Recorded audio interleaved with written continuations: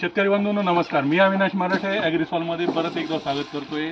साक्रीला आहेत आपण ॲग्रिसॉलच्या R&D farm, research and development farm. साक्रीचा जो आहे इथं आपण कांदा लावतो, गहू लावतो, मका लावतो किंवा इतर जे काही पिकं आपण यासाठी लावतो की आपल्या प्रॉडक्टचे जे आहेत रिझल्ट कसे आहेत त्याच्याचं अजून रिकमेंडेशन काय करता येईल त्यासाठी हा R&D फार्म आहे. ह्या R&D फार्मचं संपूर्ण जे आहे ते आयराव साहेब बघतात. आयराव साहेब नमस्कार. नमस्कार. आपण आता इथं कांदा लावला होता आयराव साहेब, कांद्याला आपण काय वापरलं होतं? बेसल डोसमध्ये काय वापरलं होतं? बेसल डोसमध्ये आपण परफेक्ट एकरी 25 किलो टाकलं होतं.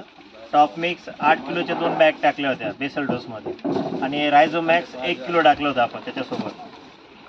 रायझोमॅक्सचा जो वापर केला होता आपण सुरुवातीला केला होता ते बेसल डोसमध्ये. बेसल डोसमध्ये रायझोमॅक्सचा जो वापर केला होता त्यामुळे कांद्याची मुळांची जी वाढ आहे, आता हा कांदा आपण काढलेला आहे तरी तुम्ही बघू शकता मुळांची वाढ चांगली होऊन कांद्याची संपूर्ण वाढ चांगली झाली.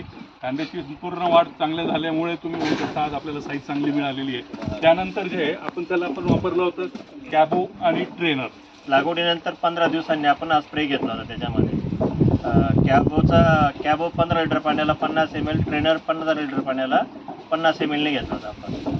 कॅबो आणि ट्रेनरचा जो वापर केला त्यामुळे आपली पात शेंडा करपणे, पीळ पडणे अशा कुठलाही आपल्याला ह्या कांद्यावरती काहीच मिळालं नाही. सगळा कांदा म्हणजे शेवटपर्यंत एकदम ताट कांदा पात होती आणि पातीची संख्या पण याच्यामुळे वाढली. आणि महत्त्वाचं म्हणजे ट्रेनरच्या वापरामुळे झाडावरती ताण पडला नाही, कारण आपण पावसाळ्याच्या शेवटी लावला, हिवाळा आला, त्यानंतर परत उन्हाळा आला, झाडावरती कुठल्याही प्रकारचा ताण नाही पडला. त्यामुळे या ट्रेनर आणि कॅबोच्यामुळे. आणि त्यानंतर जे आपण वापरलं याला पुष्पके हे साधारणतः लागवडीनंतर 45-50 दिवसाला घेतलं होतं, परत 70 दिवसाला घेतलं होतं.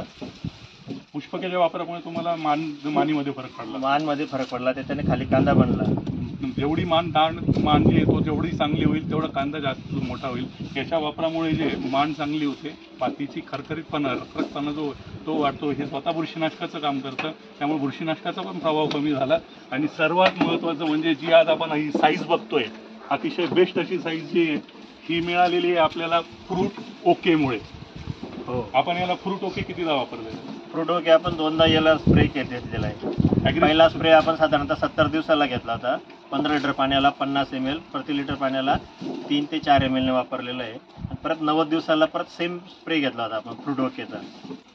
त्यामुळे साईज अतिशय बेस्ट भेटली. ॲग्रिसॉलचं फ्रूट ओके जे आहे ते 35% ऑक्साईड आहे, पोटॅशियम ऑक्साईड आहे त्याच्यामध्ये, आणि नायट्रोजन दिलेलं आहे आपटेकसाठी. त्यामुळे तुम्ही बघू शकता याची साईज, कलर आणि महत्त्वाचं म्हणजे याची टिकवण क्षमता आपल्याला मिळणार आहे ती फ्रूट ओकेमुळे. त्यामुळे सगळ्यांना आता ज्यांचा कांदा काढायचा बाकी आहे किंवा काही काढणीला असेल त्यांनी शेवटचा जो स्प्रे आहे फ्रूट ओकेचा नक्की घ्या. रिझल्ट तुमच्या डोळ्याच्या समोर अतिशय बेस्ट असे रिझल्ट भेटतील. आणि महत्त्वाचं म्हणजे अजून आपण याच्यात कुठले रासायनिक खत वगैरे काही वापरलेले नाही आहेत, कारण बेसल डोसमध्ये आपण परफेक्ट आणि टॉप मिक्स टाकलं, त्याच्यानंतर सेकंड डोसमध्ये परत सेम तसाच डोस टाकला आपण. सर्वात महत्त्वाचं म्हणजे याच्यामध्ये परफेक्ट आणि टॉप मिक्स याच्यावरतीच आपण हा पूर्ण कांदा काढलेला आहे. बेसल डोसमध्ये रासायनिक खताचा एकही दाणा टाकलेला नाही आहे. त्यामुळे तुम्ही बघू शकता सेंद्रिय कांदा जरी म्हटला तरी चालेल, कारण ट्रेनर वापरलेलं आहे, याला आपण फ्रूट ओके वापरलेलं आहे. आणि महत्त्वाचं म्हणजे टॉप मिक्स. रिझल्ट अतिशय बेस्ट मिळालेले आहेत. सगळ्यांना विनंती आहे, शेवटचा जर तुमचा स्प्रे बाकी असेल तर फ्रूट ओकेचा स्प्रे नक्की घ्या. बेस्ट असे रिझल्ट भेटतील. धन्यवाद.